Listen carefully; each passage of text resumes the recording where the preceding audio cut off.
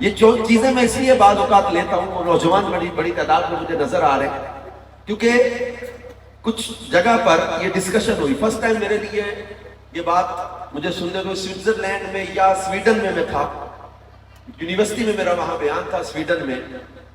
وہاں ایک اسٹوڈنٹ نے مجھ سے اس طرح کی بات کی. اچھا سیم اسی طرح کے کویسچن مجھے پاکستان میں ایک جگہ پر میں گیا، وہاں اسٹوڈنٹس کچھ تھے، ڈاکٹرز تھے، وہاں اجتماع تھا ان کا، تو وہاں مجھے کچھ اس طرح کی بات سننے کو ملی. میرے لیے الارمنگ تھی یہ بات. سوال اس طرح کے تھے، مجھے لگا یہ کہیں نہ کہیں ڈسکس ہو رہا ہے، کہیں انٹرنیٹ پر یا کہیں ان کی کچھ چیٹنگ ہوتی ہوگی یا کوئی ایسے کچھ گروپس بنے ہوں گے جہاں یہ ڈسکشن ہو رہی ہے. لڑکا مجھے کہتا ہے why we have to follow محمد صلی اللہ علیہ وسلم, let me decide what I have to do, where I have to go. مجھے پابند نہ کرو. وہ کہتا ہے جناب مجھے پابند نہ کرو، یہ قرآن ہے اس پر عمل کرنا پڑے گا، یہ حدیث ہے اس پر عمل کرنا پڑے گا. let me decide what I have to do, let me decide where I have to go. کس مذہب میں جانا ہے میں خود فیصلہ کروں گا. ہم گوگل کر لیں گے، اب تو چیٹ جی پی ٹی آ گئی نا، آرٹیفیشل انٹیلیجنس آ گئی. اب کہتے ہیں ہم تو خود ریسرچ کر لیں گے، ہم خود فیصلہ کریں گے ہم نے کس مذہب میں جانا ہے، کس دین کو فالو کرنا ہے، کس طریقے کو فالو کرنا ہے. ہمیں کیوں پابند کرتے ہو؟ Why we have to follow محمد صلی اللہ علیہ وسلم. یہ میرے لیے الارمنگ تھی. میں اکثر جگہوں پر یہ بات بار بار یاد دلاتا ہوں، اور نوجوانوں کو خاص طور پر جو بڑے ان کو کہ اپنے ذہنوں دلوں پہ بھی یہ بات نقش کر لو، اپنی اولادوں کے دلوں پہ بھی یہ نقش کر دو، کیونکہ حدیث ہے ادبوا اولادکم علی ثلاث خصال حب نبیکم وحب اہل بیتہ وتلاوۃ القرآن. اپنی اولاد کو 3 ادب سکھاؤ، اپنے نبی کی محبت، ان کے اہل بیت کی محبت اور قرآن کی تلاوت. یہ نقش کر دو اپنے دلوں پہ بات. Why we have to follow Muhammad? Why we have to love him? کیوں ہم ان سے محبت کریں؟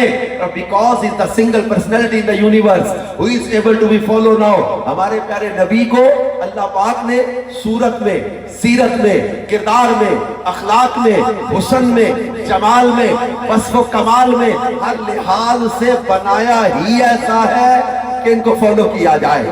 انبیاء اکرام کا ذکر آپ نے پڑھا، یہ چنے ہوئے لوگ ہیں نا. وَعَلَّمَ آدَمَ الْأَسْمَاءَ، جناب آدم کو ناموں کا علم عطا کیا. حضرت نوح کو کشتی کا معجزہ عطا کیا. حضرت ابراہیم کے لیے یا نار کونی بردم وسلاما علی ابراہیم، آگ کو گلزار بنا دیا. حضرت عیسیٰ کو اللہ پاک نے اندھوں کو اکھیارا کرنے، کوڑ کے مریضوں کو شفا دینے اور مردوں کو زندہ کرنے کا معجزہ عطا کیا. حضرت موسیٰ کو ید بیضا اور عصا کا معجزہ دیا.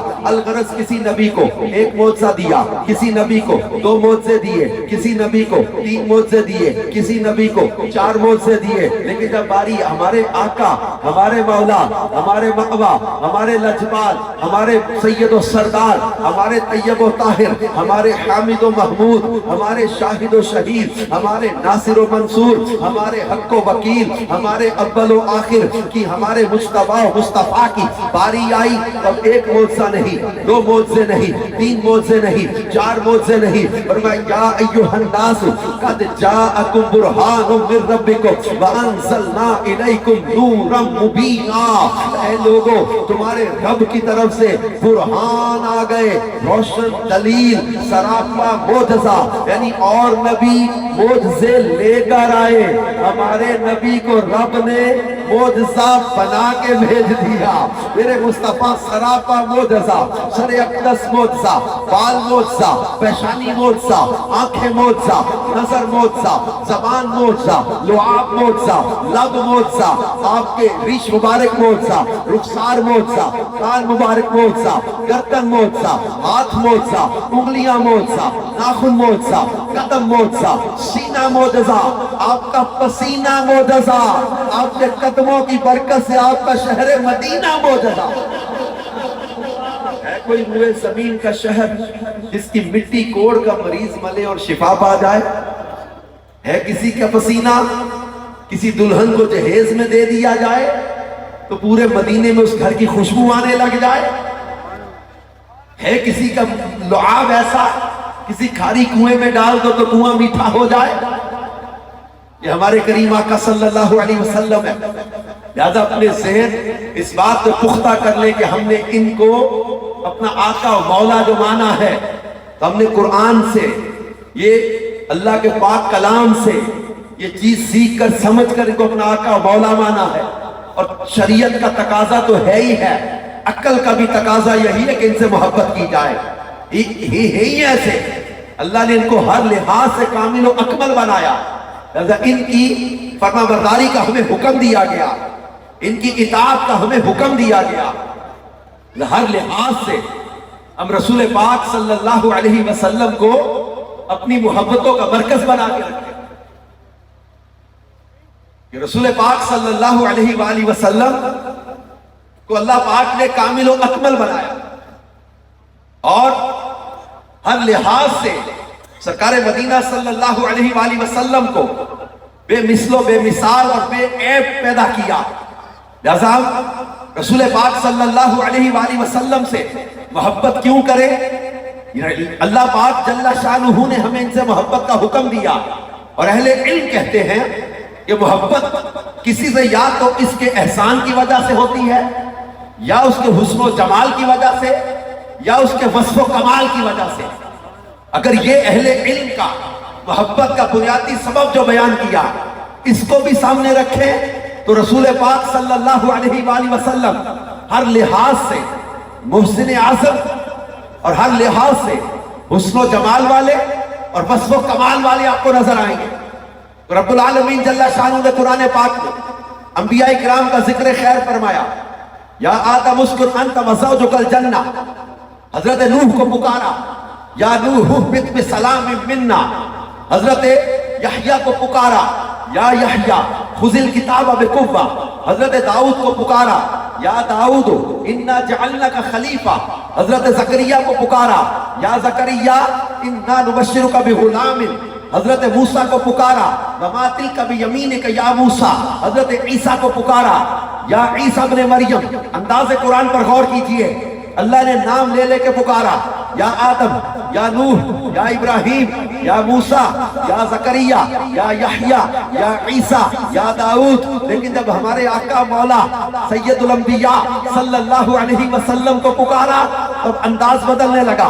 پہلے نام لے لے کے پکارا, اب پکارا تو فرمایا یا ایھا المزمل, یا ایھا المدثر, یا ایھا الرسول, یا ایھا النبی, یاسین, طٰہٰ. پہلے نام لے لے کے پکارا, اب نام نہیں بلکہ القابات و اوصاف اور اداؤں کے ساتھ پکار پکار کے بتا دیا کہ یوں تو سارے نبی محترم ہیں مگر سرور انبیاء تیری کیا بات ہے. اب اعلیٰ حضرت کو شعر کی سمجھ آئی کہ خلق سے اولیاء, اولیاء سے رسول, اور رسولوں سے اعلیٰ.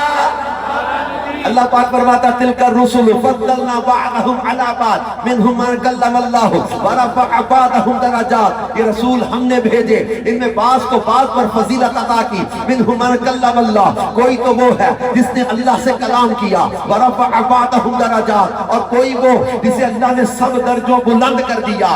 اس لیے اپنی محبتوں کا مرکز رسول پاک صلی اللہ علیہ وآلہ وسلم کو بنا کے رکھو.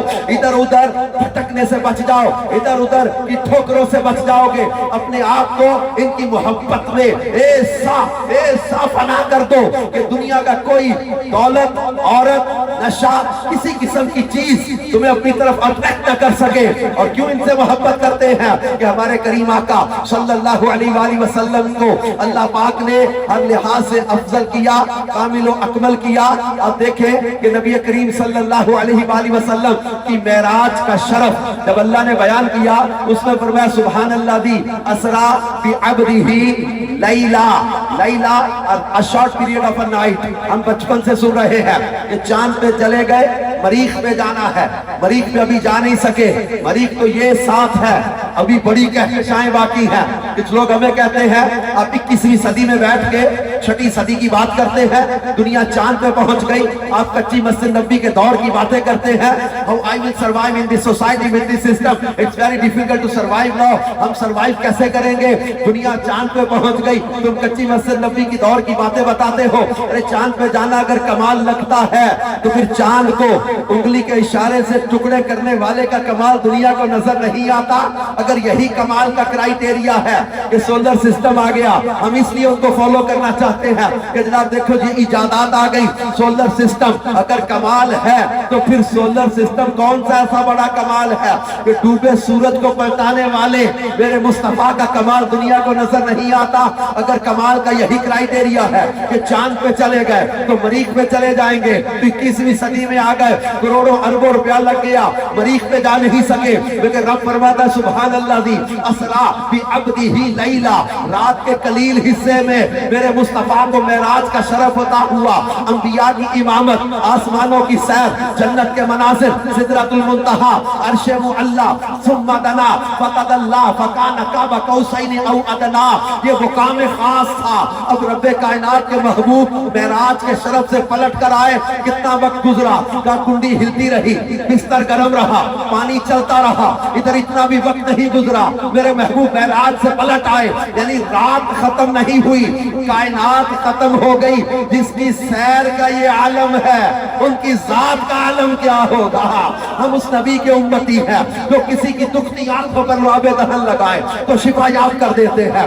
خیبر کے روز مولا کائنات مولا علی کی دکھتی آنکھوں پر لعاب دہن لگایا، شفا یاب کر دیا۔ بدر کے روز ایک صحابی کی پھوٹی آنکھ پر لعاب دہن لگایا، شفا یاب کر دیا۔ احد کے میدان میں حضرت قتادہ کی نکلی آنکھ پر لعاب دہن لگایا، شفا یاب کر دیا۔ بدر کے میدان میں ایک صحابی کے کٹے بازو پر لعاب دہن لگایا، شفا یاب کر دیا۔ ہم اس نبی کے امتی ہیں جو لعاب دہن سے ٹوٹے بازو جوڑ دے، ٹوٹی آنکھیں جوڑ دے، حضرت حبیب کے نابینا والد کی آنکھوں میں لعاب دہن لگا کے نور عطا کر دے۔ ہم اس نبی کے امتی ہیں جو کسی کی ٹوٹی پنڈلی پر، حضرت عبداللہ بن عتیق کی ٹوٹی پنڈلی پر ہاتھ رکھے، شفا یاب کر دیا۔ حضرت محمد بن حاتب کے جلے ہوئے ہاتھ کو لعاب دہن لگا کے شفا یاب کر دیا۔ ہم اس نبی کے امتی ہیں حدیبیہ کے مقام پر جو انگلیوں سے پانی کے چشمے جاری کر دے انہیں ہم مصطفیٰ کہتے ہیں۔ جو غزوہ تبوک سے واپسی کے موقع پر 30,000 صحابہ کا لشکر،